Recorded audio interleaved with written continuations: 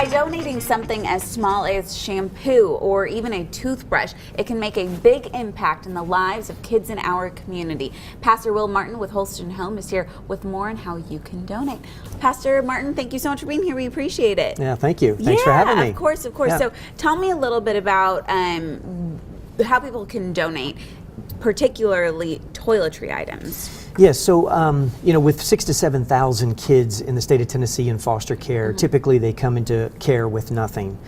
Maybe a duffel bag, maybe a few items, but toiletry items are so much needed. Shampoo, soap, toothbrushes, toothpaste, deodorant, those kinds of things, hair care products, whatever it may be, are so important for these kids as they move from wherever their home is in their environment to a temporary placement in a foster home. And so these toiletries, like I said, something so small like some shampoo and conditioner, toothbrushes, toothpaste, these are things that obviously is a necessity for these kids that they may not have. Right.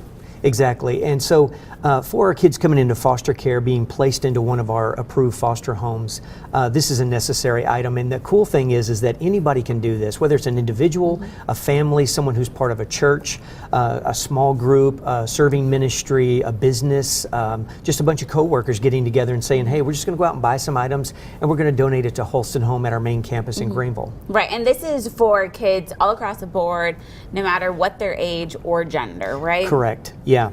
Yeah, and any kid can use any of these items. Right. So in all of our homes from Bristol, Tennessee, all the way over to West Knoxville. So, right. Yeah, all the kids need these items. And so another thing that we wanted to talk about is not only the importance of foster parents, which you all are just so thankful for, to help, like you said, so many kids in our area in need of a loving home, but also these parents that can come in and kind of relieve the foster parents on weekends, right? Yeah, oftentimes we talk about becoming a mentor, becoming a foster parent. That is a huge sacrifice and a great commitment and a great benefit to our kids in care. But also people can become respite parents. And so these parents go through the same amount of training, all the same level of commitment in terms of being involved with the kids, but it's only on the weekends. So when a typical foster parent needs a break, sometimes when they go on vacation or they have illness, and for whatever reason the children may not go on vacation with them, then they need a place to go for the weekend, sometimes 2 or 3 days. And so respite parents are so valuable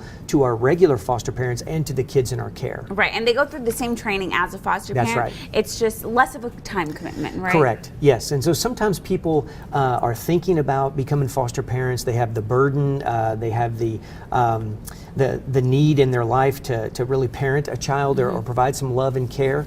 But they don't know if they can fully commit. So a lot of times we will approve the families and then they'll become respite parents as kind of a warm-up to becoming full-time foster parents. Right.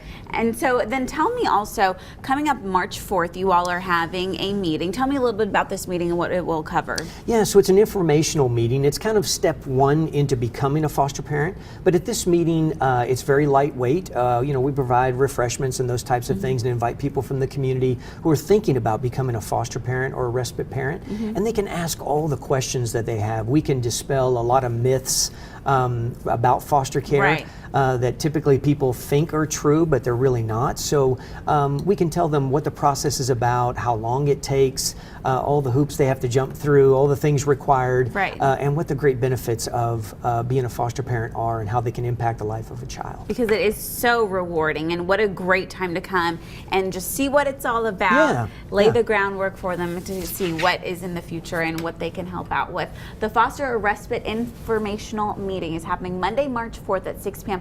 at Holston Home in Greenville. You can go to holstonhome.org for more information. You can also give them a call or go online if you want to maybe donate any toiletry items as well.